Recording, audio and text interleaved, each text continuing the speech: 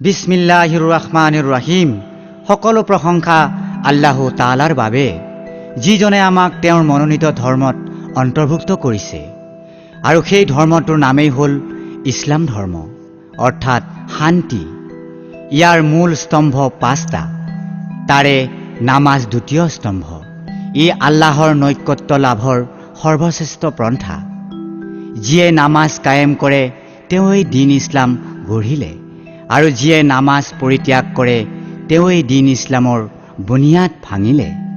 সেইবাবেই প্ৰত্যেক মুছলমানৰ শিশুক 7 বছৰ বয়সতেই মাক বাপেকে নামাজ পঢ়াবলৈ শিকাব লাগে, আৰু 10 বছৰ পিছত নামাজ নপঢ়িলে শাৰীৰিক শাস্তি দিয়াৰ হুকুম আছে।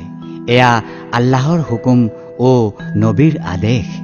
সেয়ে মুছলমানৰ শিশুক মাত কথা ওলাওঁতেই আলিফ বে তে সে তথা কলিমা শিকোৱাটো পবিত্ৰ কৰ্তব্য আৰু জৰুৰী।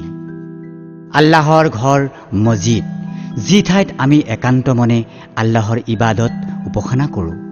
আৰু ৰচুলৰ ঘৰ হ'ল মক্তুব, অৰ্থাৎ মাদ্ৰাছা, যি ঠাইত আমি ইছলামিক শিক্ষা গ্ৰহণ কৰোঁ। গতিকে আহকচোন আল্লাহৰ হবিবৰ মক্তুবলৈ যাওঁ।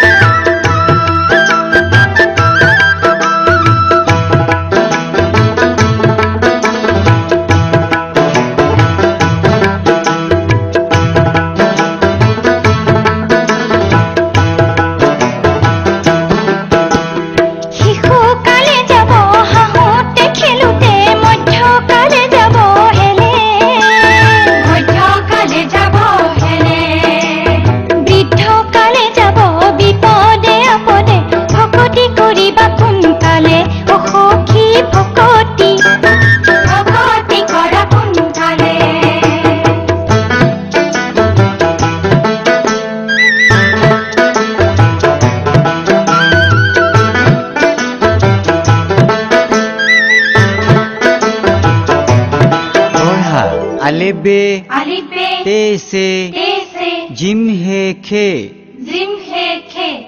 দাল জাল রে জে সিন সিন সোয়াদ তুয়ে জুয়ে আইন গাইন ফে কাফ কাফ